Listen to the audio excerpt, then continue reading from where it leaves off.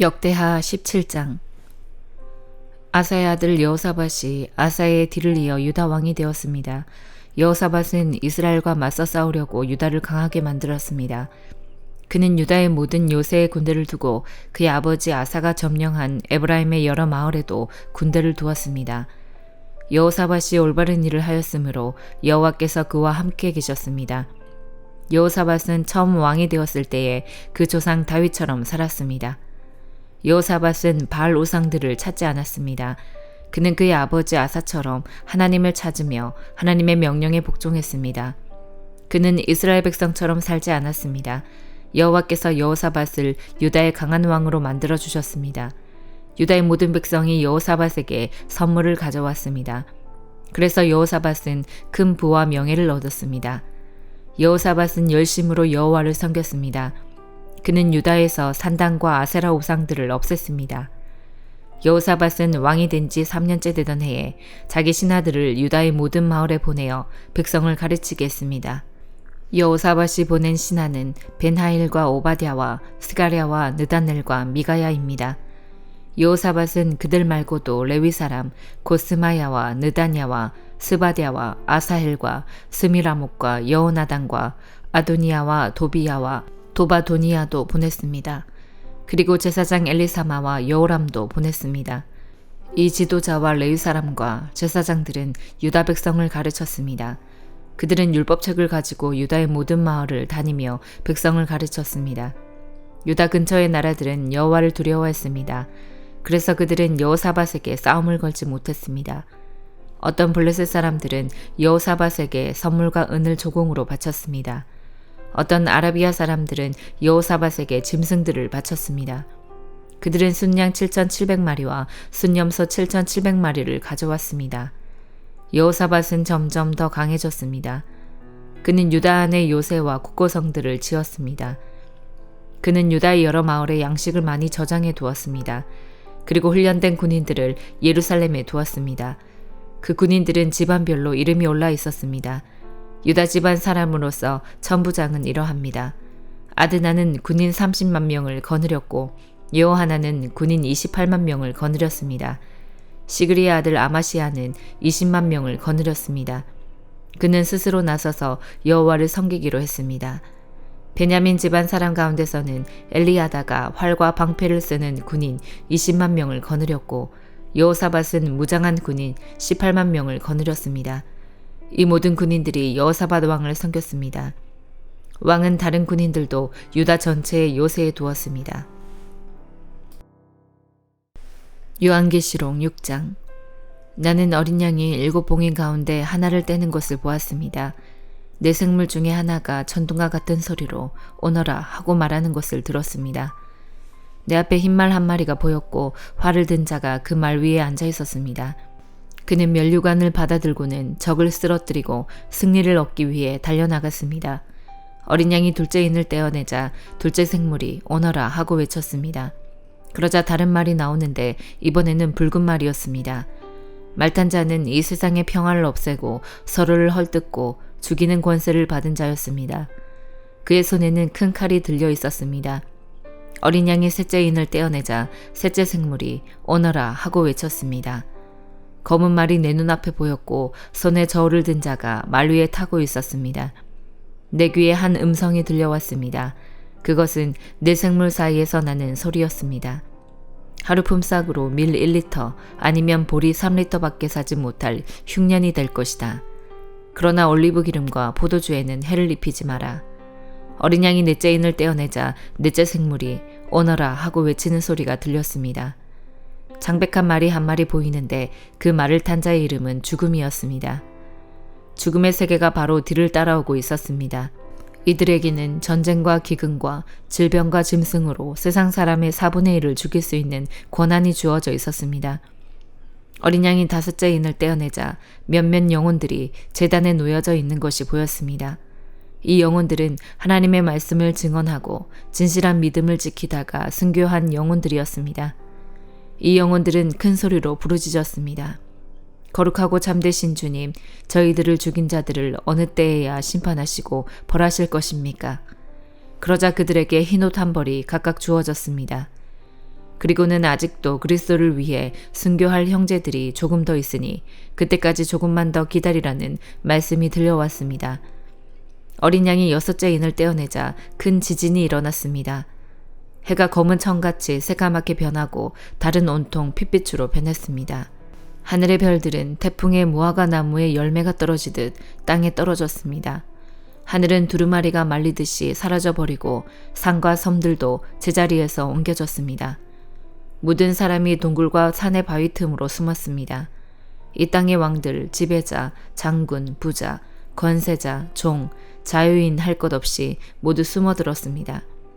그들은 산과 바위를 향하여 우리 위에 무너져다오, 보좌에 앉으신 이의 얼굴을 보지 않도록 우리를 숨겨다오, 어린 양의 노여움에서 우리를 제발 지켜다오, 큰 진노의 날이 다가왔으니 누가 그 진노를 견뎌내겠는가 라고 울부짖었습니다. 스가랴 2장. 내가 위를 바라보니 측량줄을 잡은 사람이 보였다. 내가 그에게 물었다. 어디로 가십니까? 그가 내게 말했다. 예루살렘을 측량해서 그 너비와 길이가 어떠한지 알아보러 간다. 그때 나와 더불어 말하던 천사가 앞으로 나아가자 다른 천사가 그를 맞으려고 나왔다. 두 번째 천사가 그에게 말했다. 달려가서 저 소년에게 이렇게 전하여라. 예루살렘의 사람과 짐승이 너무 많아져서 성벽이 없는 성이 될 것이다. 여호와의 말씀이다. 내가 밖으로는 예루살렘을 에워싸는 불성벽이 되어주겠고 성 안에서는 예루살렘의 영광이 되겠다. 서둘러라. 북쪽 땅에서 도망가거라. 내가 너희를 하늘의 사방 바람처럼 흩어지게 하였다. 여호와의 말씀이다. 서둘러라. 바빌론에 거하는 시온아 도망쳐라. 너를 해치는 사람은 곧 내게 보물과 같은 것을 해치는 사람이다. 그러므로 주께서 나를 높이실 것이며 나를 보내셔서 너희를 흩은 나라들을 향해 이렇게 말씀하실 것이다. 보라, 내가 손을 들어 그들을 치겠다. 그들은 자기 종들에게 약탈당할 것이다. 그때 너희는 만군의 여호와께서 나를 보내셨다는 것을 알게 될 것이다. 시온의 딸들아, 노래하며 즐거워하여라. 내가 가서 너희와 더불어 살겠다. 여호와의 말씀이다. 그날의 세계 여러 나라 백성이 여호와께 올 것이며 또한 그분의 백성이 될 것이다. 너희는 만군의 여호와께서 나를 너희에게 보내셨다는 것을 알게 될 것이다. 여호와께서 너희와 함께 사실 것이다. 유다는 거룩한 땅에서 여호와의 특별한 소유가 될 것이며 예루살렘은 다시 여호와의 선택된 성이 될 것이다. 모든 육체들아, 여호와 앞에서 잠잠하여라. 여호와께서 그분이 살고 계시는 거룩한 처소에서 일어나셨다. 요한복음 5장. 얼마 후 유대인의 명절이 되어 예수님께서는 예루살렘으로 올라가셨습니다. 예루살렘에 있는 양의 문 근처에 기둥 5개가 있는 연못이 있었습니다. 거기에는 히브리 말로 베데스다라고 씌어 있었습니다. 이곳에는 병약한 사람, 안 못 보는 사람, 걷지 못하는 사람, 다리를 저는 사람 등 많은 병자들이 누워 있었습니다. 거기에 38년 동안 병을 앓아온 한 남자가 있었습니다. 예수님께서는 그 남자가 누워있는 것을 보시고 그가 아주 오랫동안 병을 앓아온 사람이라는 것을 아셨습니다. 그래서 그에게 물으셨습니다. 낫기를 원하시오? 병든 사람이 대답했습니다. 선생님, 물이 움직이기 시작할 때 제가 연못 안으로 들어갈 수 있게 도와주는 사람이 없습니다. 제가 물속으로 들어가려고 하면 다른 사람이 저보다 앞서서 물속으로 들어가곤 합니다. 그때 예수님께서 말씀하셨습니다. 일어나서 당신의 침상을 들고 걸어가시오. 그 즉시 그 남자는 병이 나았습니다. 그는 그의 침상을 들고 걸어가기 시작했습니다. 그런데 그날은 안식일이었습니다. 그래서 유대인들은 병이 나은 그 남자에게 이렇게 말했습니다. 오늘은 안식일이요. 안식일에 당신이 침상을 들고 가는 것은 율법을 어기는 일이요. 그러자 그 남자가 대답했습니다. 나를 고쳐주신 분이 나에게 침상을 들고 걸어가거라 하고 말씀하셨습니다. 당신에게 침상을 들고 걸어가라고 말한 사람이 도대체 누구요? 라고 유대인들이 다시 물었습니다. 그러나 병고침을 받은 사람은 어떤 사람이 자기를 고쳐주었는지 알 도리가 없었습니다.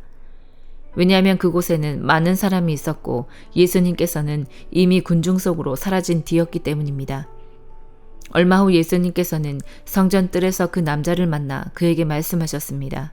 보시오, 당신은 이제 다시 건강해졌으니 더 악한 일이 당신에게 닥치지 않게 다시는 죄를 짓지 마시오. 그 남자는 그 자리를 떠나 유대인들에게 가서 자신을 고쳐주신 분이 예수님이라고 말했습니다. 예수님께서 안식일에 이러한 일을 하셨기 때문에 유대인들은 예수님을 핍박하기 시작했습니다. 그러나 예수님께서는 그들에게 이렇게 말씀하셨습니다.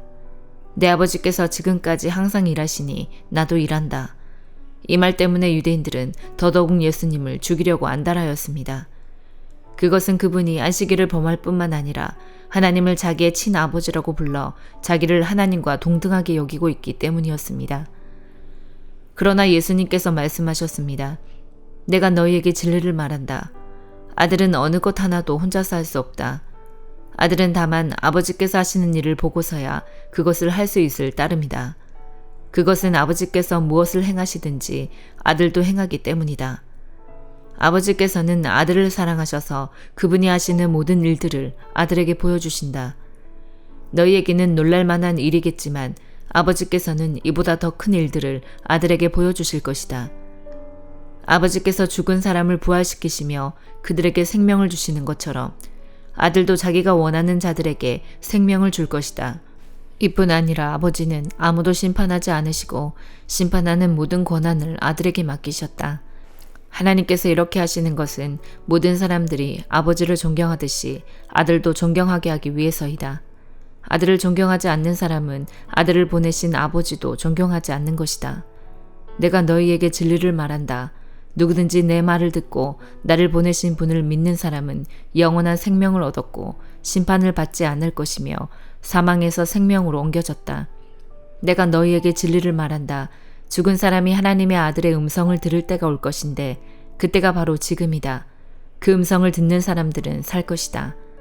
아버지 속에 생명이 있는 것처럼 아버지께서는 아들에게도 생명을 주어 그 속에 있게 하셨다. 또한 아들이 곧 인자이기 때문에 아버지께서는 아들에게 심판할 수 있는 권한을 주셨다. 이 말을 한다고 놀라지 마라. 무덤 속에 있는 모든 사람들이 아들의 음성을 들을 때가 올 것이다. 선한 일을 한 사람들은 생명을 얻기 위해 부활할 것이며 악한 일을 한 사람들은 심판을 받기 위해 부활할 것이다. 나는 혼자서는 아무것도 할 수 없다. 나는 내가 듣는 대로만 심판을 한다. 그래서 나의 심판은 의롭다. 나는 내가 하고 싶은 것을 하려 하지 않고 오직 나를 보내신 분이 원하시는 것을 하려고 애쓴다.